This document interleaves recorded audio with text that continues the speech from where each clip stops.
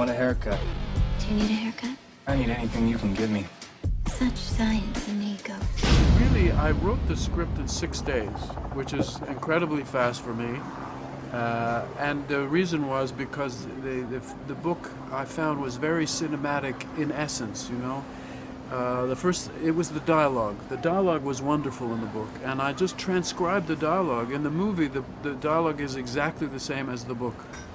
And then the structure of it, the fact that most of it takes place in a limousine traveling along 42nd Street in Manhattan, in New York. So it was really just, I discovered a very cinematic structure in the book that was there, and it just emerged very quickly. The president's in town. We don't care. We need a haircut. We need to go across town. It's just a guy who's certain that he is not living in the correct reality. I mean, that's how I was looking at it when I was doing it. It's an idea more than a person, I think. So rich and crisp. So how many billions do you represent? I found that very soon into the shooting, Rob, he was perfect what he was doing with each line of dialogue, you know? And I knew that you, on a certain, maybe unconscious level, you really did understand this character as a human being. I don't know what it was that kind of I felt a connection to quite quickly. I mean, I read the script. I mean, this is the weird thing about it. I read the script and I could hear a voice, and you could kind of, I think I could have really done it pretty much the day I read the script the first time, and it's kind of, it was all there, and yeah. I don't know why. We have a yuan carry that could crush us in hours. But we still want what we want. We want a haircut. You're not the type of director who says, like, I want to help you get to where you want to be, which is actually, sometimes it's all right as an actor, but a lot of the times it's really annoying. Yeah. And like, yeah. I'm happy to have an actor who has a good idea and just does it. With just maybe a little shaping here or there, not much. It's a good actor. He comes to the set with an idea. It doesn't have to be something he can articulate in words, but an approach. And I think that's the case with Rob, you know. So I didn't have to direct him a lot, you know. We just talk about normal things. Do you ever get the feelings that you don't know what's going on? The situation isn't stable.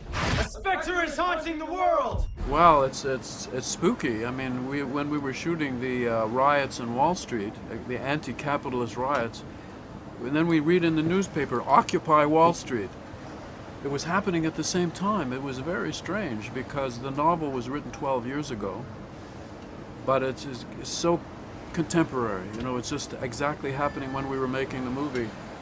We weren't making the movie because of that, but it was amazingly, the comment on exactly what was happening was right there.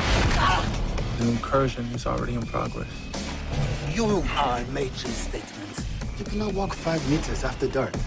They kill you straight away. That's a scandal, man. Dying's a scandal, but we all do it. You speak of being free.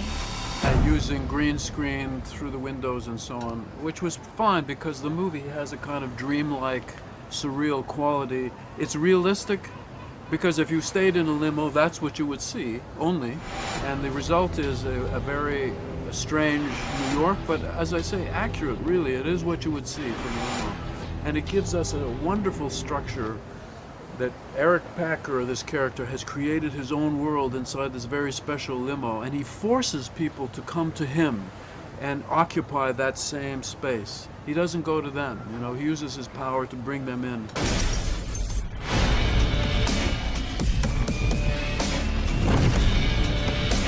I smell sex all over you.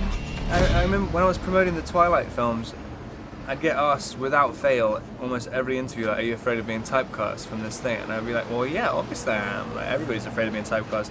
And then to get this 3 weeks before I finished the last Twilight movie, and then it's come to Cannes and stuff. I mean, it's amazing, and it's kind of, if I could do movies like this for the rest of my career, that would be perfect. Show me something I don't know. For an independent film, which this is, we can't afford to send everybody all over the world. So, but at Cannes, the world comes to you. It's like Eric and his limo. You know, for me, Cannes is my limo, and I force everybody to come to me.